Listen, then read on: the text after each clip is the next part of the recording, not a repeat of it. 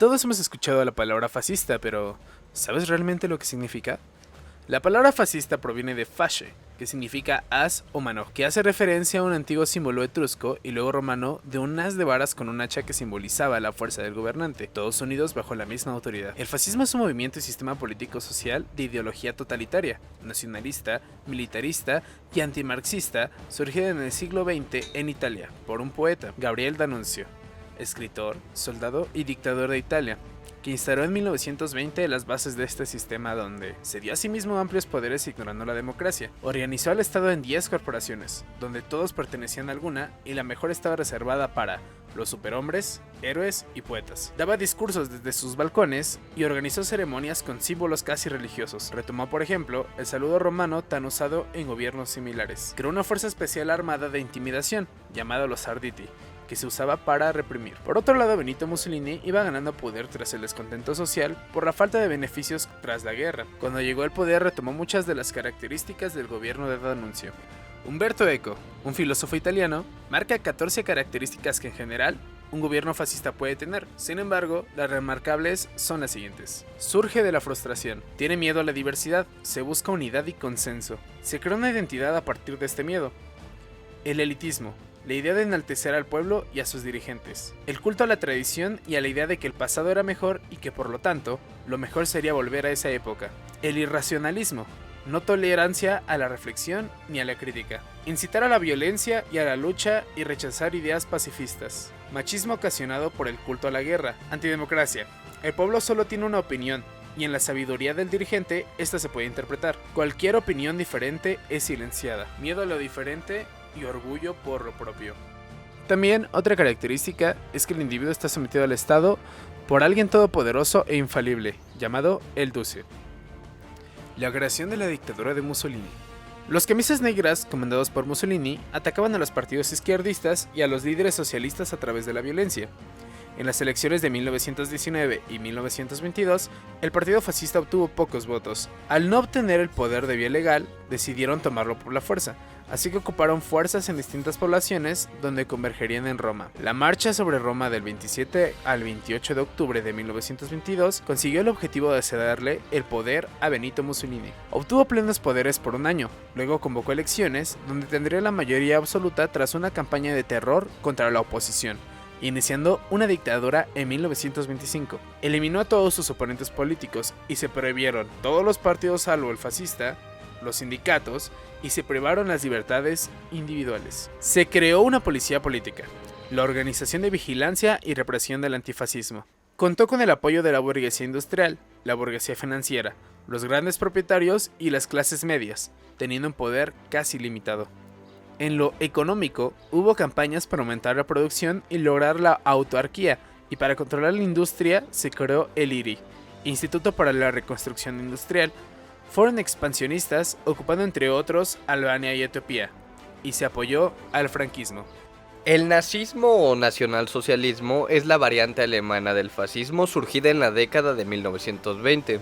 Fue impulsada por el Partido Nacional Socialista Obrero Alemán y su líder Adolfo Hitler. Se trató de una ideología y una práctica política de valores reaccionarios, totalitaria, que diferenciaba a los ciudadanos a partir de su raza y que se propuso la instauración de un tercer imperio alemán, el llamado Tercer Reich. Con el nazismo en el poder, Alemania pasó rápidamente a ser una dictadura y militarizar su sociedad. Se construyó un régimen de partido único que depositó en Adolf Hitler la totalidad del poder político, creando para él el cargo de guía o líder, lo que conocemos como el Führer, supuestamente destinado por la providencia para conducir a Alemania a su antigua gloria. Semejantes aspiraciones condujeron a Europa a la Segunda Guerra Mundial. Sin embargo, el rasgo más polémico del nazismo fue, probablemente, su particular interpretación de la historia a partir de las teorías evolucionistas de Charles Darwin, en lo que se conoce como social darwinismo, es decir, la creencia en que las distintas etnias humanas deben competir entre sí para que solo las fuertes y aptas sobrevivan, adueñándose de todos los recursos. Esto último condujo al nazismo y al pueblo alemán a perseguir a las consideradas razas inferiores, especialmente a los judíos, a quienes Hitler profesaba un odio particular, y a emprender medidas para su deportación forzosa y luego, durante los tiempos críticos de la Segunda Guerra Mundial, para su exterminio. Las características del nazismo. El nazismo no siempre resultó coherente con sus presupuestos ideológicos, ni explicable en términos políticos tradicionales. A grandes rasgos, se caracterizó por lo siguiente. Se trató de un movimiento antidemocrático, totalitario, militarista, racista y nacionalista, verticalmente organizado en torno a la figura de su líder eterno e indiscutible, Hitler. Su posición ideológica aspiraba a ser una tercera vía entre la derecha conservadora y la izquierda revolucionaria. Así, promovía un Estado fuerte y a la vez una sociedad fuertemente estratificada con ciudadanos de primera, de segunda y de tercera, diferenciados étnicamente. El nazismo tenía como enemigos al marxismo y toda forma de comunismo o anarquismo, pero también se oponía a la burguesía tradicional y el judaísmo, viendo en estos últimos al símbolo de la usura y el prestamismo. En su delirio nacionalista, los nazis llegaron a afirmar que todos ellos formaban parte de una conspiración global contra Alemania. El Estado nazi era represivo y policial, de partido único, y consideraba como enemigos de la nación no solo a los judíos y comunistas, sino también a los homosexuales, los testigos de Jehová, los gitanos y a todos aquellos que se opusieran a su modelo de gobierno. Muchos de ellos fueron reducidos al trabajo esclavo y, posteriormente, encarcelados en campos de concentración. La política exterior del nazismo se basaba en la idea del espacio vital, necesario para que el pueblo alemán pudiera alcanzar la gloria a la que estaba destinado. Para ello, era necesario anexionarse los territorios vecinos de la Europa del Este y repoblarlos con sangre alemana, luego de haberlos limpiado de sus pobladores tradicionales. Los nazis se consideraban a sí mismos descendientes directos del pueblo ario, una supuesta etnia indoeuropea racial y lingüísticamente homogénea, de la que descenderían todos los pueblos europeos tradicionales. Por esa razón, veían la mezcla racial como un acto contra natura y velaban por la preservación de la pureza genética del pueblo alemán. El nazismo apareció en la Alemania de la República de Weimar, instaurada luego de la derrota alemana en la Primera Guerra Mundial y la firma del Tratado de Versalles, en el cual se sometió a los perdedores del conflicto a una serie de condiciones políticas y económicas aplastantes. El resentimiento, la inconformidad, las precarias condiciones de vida y la sensación de haber sido traicionados fueron algunos de los sentimientos que flotaban en el aire y de los que la voz de Hitler se hizo eco. Fue así que en 1919 Hitler se unió al Partido Obrero Alemán, cuya prédica nacionalista le había seducido, y pasó prontamente a ser uno de sus líderes y máximos oradores. Luego de retomar el partido y fundar el NSDAP, en 1921 Hitler fue introducido por primera vez como Führer, dando inicio a una frenética carrera por hacerse con el poder político. De la mano de otros actores políticos como Franz von Papen, quienes vieron en Hitler una marioneta a través de la cual alcanzar el poder, el partido nazi se introdujo en el manejo del Estado, a pesar de ser todavía un partido minoritario. Así, Hitler fue nombrado canciller de Alemania en 1933, lo cual le otorgaba el control del poder ejecutivo. Y el resto es historia. En España, durante los años 1939 y 1975, se instauró después de que las tropas lideradas por el general Francisco Franco vencieran en la guerra civil. La dictadura pasaría a denominarse como franquismo, en referencia al nombre del dictador. Este régimen autoritario pasó por diversas etapas a lo largo de los años y se prolongaría hasta el día de su muerte, el 20 de noviembre de 1975. Analizamos cuáles fueron las características generales de dicho régimen. El franquismo fue una dictadura militar en el cual todos los poderes cayeron en manos de Francisco Franco.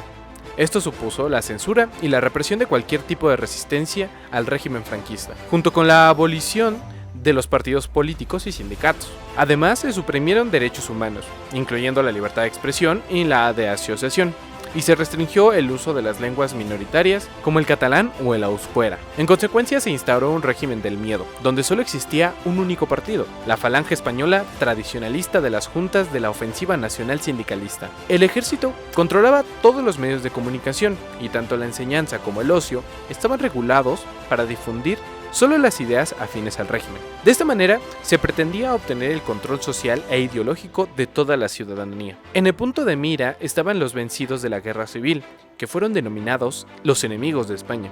Se persiguió a cualquier cualquier ideología de izquierda, tanto comunista como socialista, pero también a nacionalistas vascos, nacionalistas catalanes y aquellos que fueran considerados una amenaza para el régimen. Muchos de ellos acabaron en campos de concentración, trabajando como esclavos o prisioneros, donde se les torturaba o incluso se les fusilaba. A pesar de todo, actualmente no hay un censo definitivo sobre el número de víctimas mortales. Aunque también se estableció en Portugal y Croacia, el nacionalismo fue la base de la ideología del franquismo. Se fundamenta en la exaltación de la patria y de la religión católica, retomando al mismo tiempo los antiguos valores del Imperio Español. No hubo libertad religiosa durante el franquismo. Toda persona que se considerara un buen ciudadano de España debía ser católico y fiel a Franco. Franco era muy católico y entendía que lo que hacía era una misión de Dios. Quería proteger a la iglesia de las personas contrarias a la religión. Debido a las concesiones y privilegios que otorgó la Iglesia Católica, contó con el apoyo de los principales representantes de la institución. El nombre del catolicismo y el discurso nacionalista se impuso en los colegios e influenció la opinión pública con el objetivo de utilizar a la población para sus intereses. En otras palabras, la Iglesia se convirtió en el instrumento del poder favorable al franquismo. Si bien el franquismo se suele definir como una ideología fascista, algunos historiadores defienden que existen importantes diferencias a tener en cuenta. El régimen franquista, a diferencia del nazismo alemán o el fascismo italiano, era más religioso y conservador. Su ultracatolicismo no coincidía con las ideas del Estado moderno, más propias del siglo XX, pero sí que había una mirada hacia el pasado imperial, parecida al modelo fascista. El fascismo japonés o fascismo imperial es utilizado para definir el régimen político que gobernó al imperio japonés desde principios de los años 30 del siglo XX hasta el final de la Segunda Guerra Mundial, en analogía con las dictaduras de Italia y Alemania en el mismo periodo. Era un conjunto sincrético de ideologías de extrema derecha de origen occidental, autoritarismo tradicionalista del periodo Meiji y capitalismo de Estado. Durante este periodo, Japón formó una alianza con la Alemania nazi de Adolf Hitler y la Italia fascista de Benito Mussolini. El uso del término es, sin embargo, objeto de controversia, tanto que muchos autores niegan que se pueda hablar del fascismo en referencia a Japón, prefiriendo definiciones como el militarismo japonés o el ultranacionalismo japonés. Algunas características de este eran el establecimiento de un Estado todopoderoso, violencia del Estado, censura de prensa, persecución de enemigos y opositores, sistema educativo estrictamente controlado, política imperialista agresiva en el resto de Asia, basada en la idea del panasianismo y nacionalismo agresivo. El régimen terminó dramáticamente con la rendición de Japón después de los únicos bombardeos atómicos en la historia. Aunque los gobernantes de la actualidad no se nombren fascistas, presentan conductas asociadas con este tipo de gobierno. Por ejemplo, Estados Unidos, que ejecuta muchas de las características ideológicas que conforman la creación del fascismo, el cual se ve inducido de manera inconsciente, basándonos en las 14 características mencionadas por el autor Umberto Eco. Una muy notable en la forma de gobierno de los Estados Unidos es la del miedo a lo diferente, creando una identidad basada en el sentido de pertenencia a un grupo étnico que se define en oposición a un enemigo en común. Mismo enemigo se le puede mostrar fuerte y atemorizante, o débil y decadente según le convenga al Estado. Un ejemplo práctico de esta forma ideológica es la guerra de Irak del 2003, que fue auspiciada por el sentido acérrimo de odio en común al enemigo de un lugar desconocido, fortaleciendo la ideología del elitismo, donde se difunde la idea de que el pueblo propio es el mejor del mundo y los líderes lo mejor de la sociedad, dejando en claro que llegaron a su posición por la fuerza, volviendo débiles a los subordinados. Dejando el precepto de vivir para luchar y haciendo a un lado el pacifismo, descartándolo, ya que lo consideran un signo de debilidad.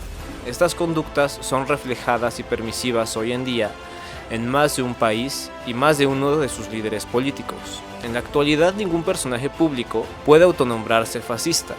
Retomando a Estados Unidos como nuestro ejemplo, tenemos el caso más reciente con el expresidente Donald Trump, que, con sus discursos xenófobos y elitistas, evidenció más de una ocasión la tendencia ideológica de la sociedad estadounidense, la cual avala el comportamiento de lo que fundamenta un Estado fascista, disfrazado de capitalismo, ya que más allá de ser un conjunto de ideas bien estructuradas, se convence a la sociedad del sentido ideológico político con base en sus emociones y sensaciones, principalmente relacionadas al miedo a lo diferente y el orgullo a lo propio.